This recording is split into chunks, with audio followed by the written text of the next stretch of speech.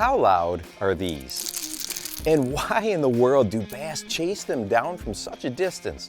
If you watch this channel much, you know that I love fishing hard jerkbaits. They work all year, and it is a lure I never leave home without. It can put fish in the boat at an incredible rate, and of course, catching doubles is always a blast.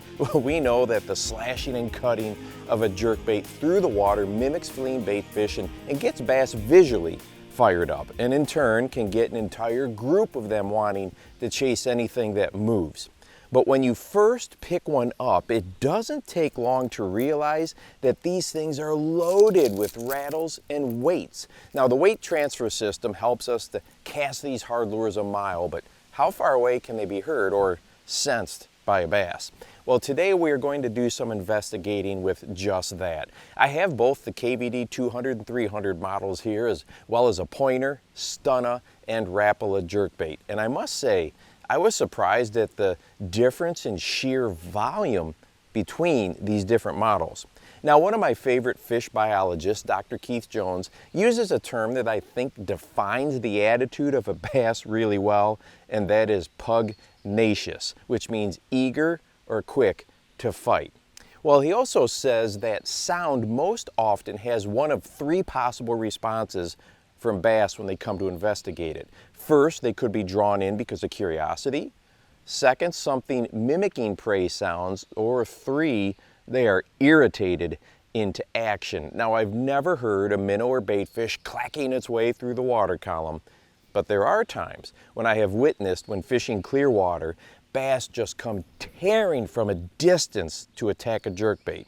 Now, besides the visual attraction, these must just irritate them. Now, I drop the hydrophone about 2 feet down right at the dock. I will sweep the lure by the mic so you can hear it, and then make a long cast to see how far away we can hear them. Well, first, here is the KVD 200. KVD 200.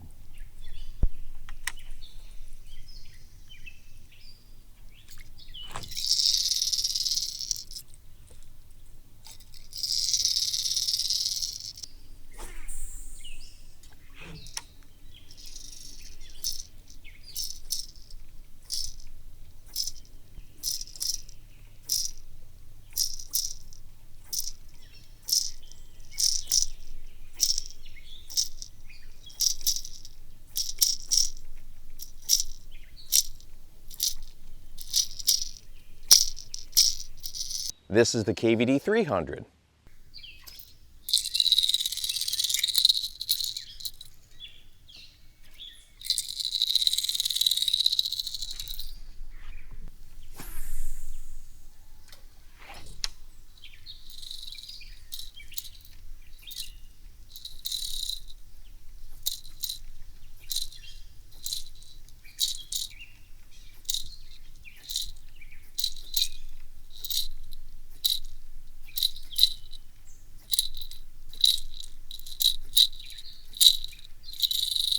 Here is the loudest jerkbait of this group, the pointer. Pointer. Just by the water, or by the dock.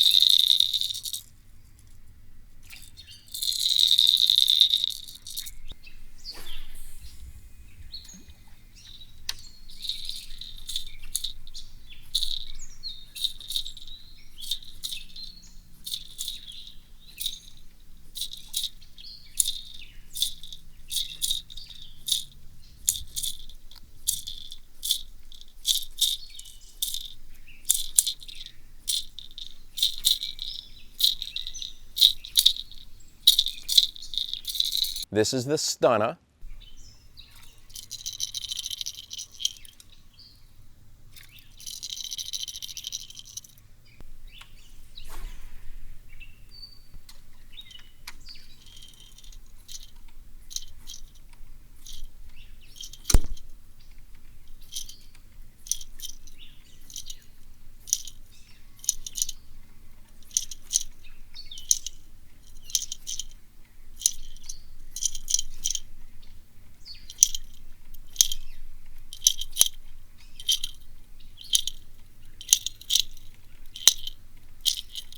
And finally, the Rapala. This one is the quietest.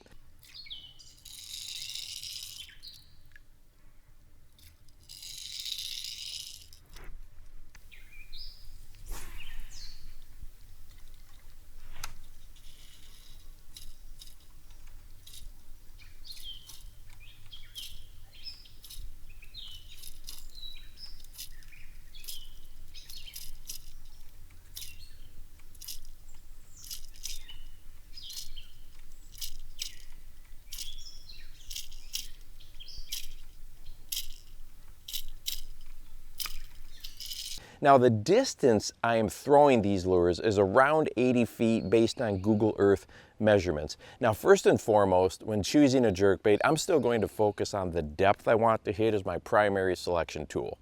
But once I have that narrowed down, I definitely will play around with sound based on the environment. If I come into a real still and calm area, going with a softer rattle is probably enough.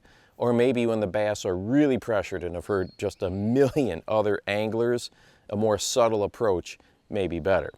But if the lake is in the middle of a busy weekend with lots of boat traffic and commotion, the louder models might be what it takes to stand out from all that other noise going on.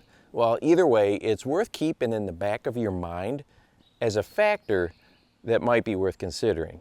And hey, if you want to watch a video that goes over 5 hacks that I actually use and that do work, go ahead and check this one out right here. And make sure that you go ahead and encourage someone today. You never know how you might just change their life. For the Bass Fishing Life, I'm your host, Steve Rogers.